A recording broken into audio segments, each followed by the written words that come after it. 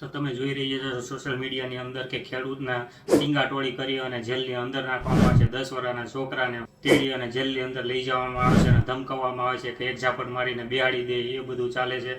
અથવા તો મહિલા બેહોશ થઈ જાય છે તો પણ તેની કોઈ પણ પ્રકારની સરખી મદદ કરતા નથી અને ત્યાંથી ગાડી રવાના કરીને વયા જાય છે. આ અત્યારે ચાલી રહ્યું છે. ખેડૂતની જમીન ઉપર આવી અને તેના વિસ્ફોટ નાખવામાં આવે છે કોઈ પણ પ્રકારની પરમિશન વગર. આ બધું બહુ ચાલી રહ્યું છે અને એના વિશે કોઈ પણ સરકાર અથવા તો કોઈ પણ આપણો સીએમ અથવા તો પીએમ અથવા તો કોઈ પણ ધારાસભ્ય તેના વિશે જરીક પણ બોલતો નથી. આ અત્યારે ગુજરાતની ખેડૂતોની હાલત છે. તો ભાઈ હું તમને જણાવવાનો છું, આ વિડીયો મારફતે એ જ જણાવવાનો છું કે આમાં તમને જો પ્રાઇવેટ કંપનીવાળા આવે છે તમારી જમીન ઉપર અને વીજપોલ નાખે છે અને કોઈ પણ પ્રકારની તમને નોટિસ નથી આપતા અથવા તો તમને કયા પ્રકારનું વળતર મળવું જોઈએ અથવા તો તમને પોલીસ તમને ધમકાવે છે તો તેની સામે ફરિયાદ થઈ શકે કે ન થઈ શકે, અથવા તો કયા કયા પ્રકારનું તમને વળતર મળે છે અથવા તો મહિલાઓ સાથે પોલીસને તમને મારવાનો અધિકાર છે કે નથી, આ બધું તમને આ વિડીયોની મારફતે તમને જણાવવાનું છે. તો સૌથી પહેલાં આપણે વાત કરશું એ કે જ્યારે કંપનીવાળાઓ આવે છે અને તમારી કોઈ પણ પરમિશન વગર અથવા તો કોઈ પણ પ્રકારની તમને ખબર હોતી નથી અને તમારી જમીનની અંદર ખાડાઓ ગોળવા મળે છે કોઈ પણ પ્રકારની પરમિશન વગર, તો તમારે સૌથી પહેલાં શું કરવું જોઈએ? તો વાત કરીએ આ ટોપિક ઉપર. તો જો કોઈ પણ અધિકારી અથવા તો કોઈ પણ કંપનીવાળા આવે છે અને તમારી પરમિશન વગર આવે છે, તમને ખબર પણ નથી હોતી અથવા તો તમને કોઈ પણ પ્રકારની નોટિસ નથી મળી હોતી, તો તમારે સૌથી પહેલાં તમારે કોઈ પણ પોલીસ હોય અથવા તો પીએસઆઈ હોય તો તેની પાસેથી અથવા તો પ્રાઇવેટ કંપનીવાળા હોય એની પાસેથી તમારે પહેલાં નોટિસ માંગવાની, કયા પ્રકારના ઓર્ડરથી તમે છે એ અમારી જમીન ઉપર આવી અને વીજપોલ નાખો છો એનું તમારે ફોર્મ માંગવાનું રહેશે. બીજી વાત, જો તમારી પાસે નોટિસ હશે તો એ તમારે નોટિસ માંગવાની રહેશે. જો નોટિસ હશે તો તમારે એનું કોપી લઈ લેવાનું અને નથી તો તમારે તમારા ખીચામાંથી મોબાઈલ કાઢી અને ડાયરેક્ટ તમારે તેનો વિડીયો ઉતારવાનો, ત્યાં રહેલા અધિકારીનું નામ પૂછવાનું અથવા તો કોઈ પીએસઆઈ હોય તો તેનું નામ પૂછવાનું. બીજી આ વાત આવે છે કે જો તમારી જમીનની અંદર વીજપોલ નખાય છે તો તમને કયા કયા પ્રકારનું વળતર મળે છે અને કયા પ્રકારનું વળતર ન મળે એવું તમને જણાવવાનું છું. તો વાત કરીએ પહેલા વળતરની. એક મિનિટ, લેપટોપ બંધ થઈ ગયું છે. તો વાત કરીએ આપણા પહેલા વળતરની કે જેની અંદર તમને કયા પ્રકારનું વળતર મળે છે. તો ઊભા પાકનું નુકસાન, જો પાક તમારો ઊભો હોય, તમારા જમીનની અંદર પાક ઊભો હોય તો તમે કોઈ પણ વાવેતર કર્યું હોય તો તેની નુકસાની થાય તો તેનું વળતર તમારે કંપનીવાળા પાસેથી લેવાનું, એનું વળતર તમને મળે છે. બીજું વળતર છે ખોદકામ અને નુકસાની. જો જેસીબી દ્વારા કોઈ પણ ખોદકામ કરવામાં આવે છે તમારી જમીન ઉપર અથવા તો તેનું વળતર તમને મળવા પાત્ર છે. ત્રીજું વળતર છે જેટલી જગ્યાની અંદર પોલ નાખવામાં આવે છે ને એટલી જગ્યાનું વળતર તમને 85% તમને વળતર મળવા પાત્ર છે, એનું એક વળતર. પછી ચોથું વળતર છે જમીનની ઉપયોગ. ટાવર નીચે ભવિષ્યમાં કોઈ પણ પ્રકારનું મકાન કે તમારું કોઈ પણ પાક કરવામાં આવશે નહીં તો તેનું વળતર તમને મળવા પાત્ર છે. અને ચોથું છે સાધનોનું નુકસાન. જો તમારી જમીન ઉપર કોઈ પણ સાધન પડ્યું હોય છે, પાઇપલાઇન પડી હોય છે અથવા તો ગટર કરવામાં આવેલી હોય છે અથવા તો કોઈ પણ બીજું વસ્તુ તમારી સાધનને નુકસાની થઈ હોય તો તેનું પૂરેપૂરું વળતર પ્રાઇવેટ કંપનીવાળાને આપવું પડે છે. અને બીજું, જે તમને ખબર જ નથી કે તમારી જમીન ઉપરથી જે તાર નીકળે છે તેનું 15% વળતર તમને મળવા પાત્ર છે. તો આ છે વળતરની વાત.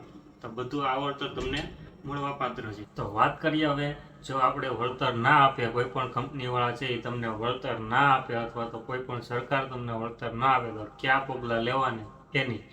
તો ભાઈ હું તમને પહેલાં એ કહી દઉં કે આપણે લેખિત અરજી કરવાની રહેશે.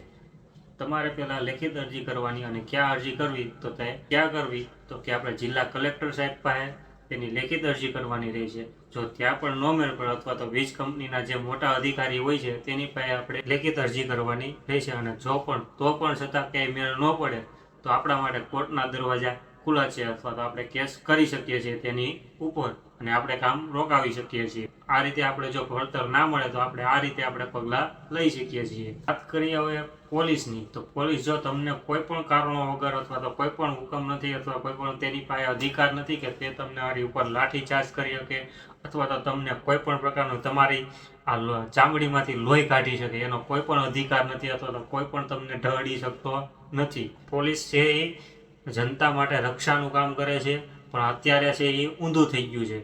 પોલીસ છે એ કંપનીઓની રક્ષા કરે છે અને ખેડૂતોને ભક્ષક તરીકે ગણે છે અથવા તો આતંકવાદી ગણે છે, એવું જ સમજી લો.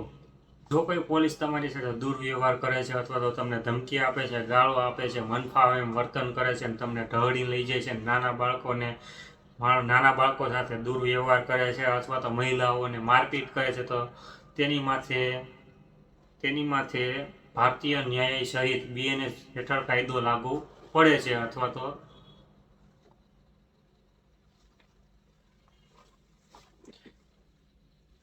જો કોઈ પણ પોલીસ અધિકારી છે એ તમને ગાળો દે છે અથવા તો મનફાવ એવું દુર્વ્યવહાર કરે છે અથવા તો તમને ઢળીને લઈ જાય છે, નાના બાળકોને ધમકી આપે છે, ઝાપટ ભેગીનો પાડી દે અથવા તો ગમે તેવું મનફાવ એવું બોલે છે અને મહિલાઓની માથે મારપીટ કરે છે, તો તેમની સાથે ભારતીય ન્યાય સહિતનો BNSનો ગુનો બને છે. એટલું યાદ રાખજો તમે કે પોલીસને કોઈ પણ અધિકાર નથી કે તમારી ઉપર લાઠીચાર્જ કરી શકે તો તમને મારી શકે, કારણ કે તમે તમારા હિત માટે કામ કરો છો, તમારી જમીન છે તેના માટે તમે લડો છો.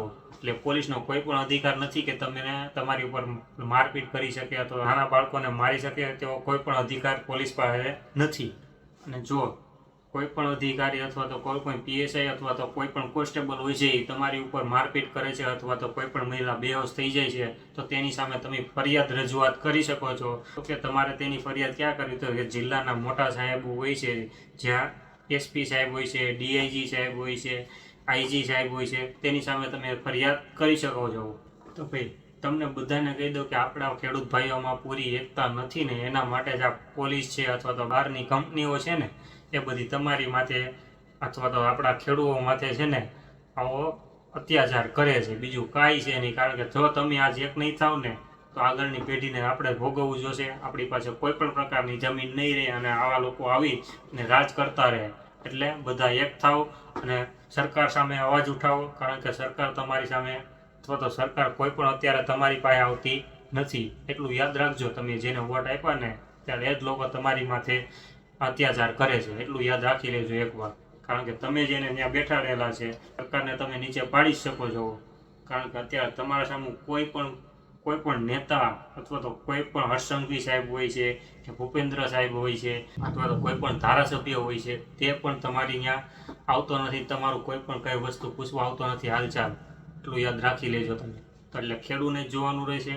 બધા ખેડૂત પાર્ટી બનાવો, ખેડૂત પાર્ટીઓ સાથે જ આગળ વધો અને બધા ખેડૂત એક થઈ જાઓ. કે જય જવાન જય કિસાન.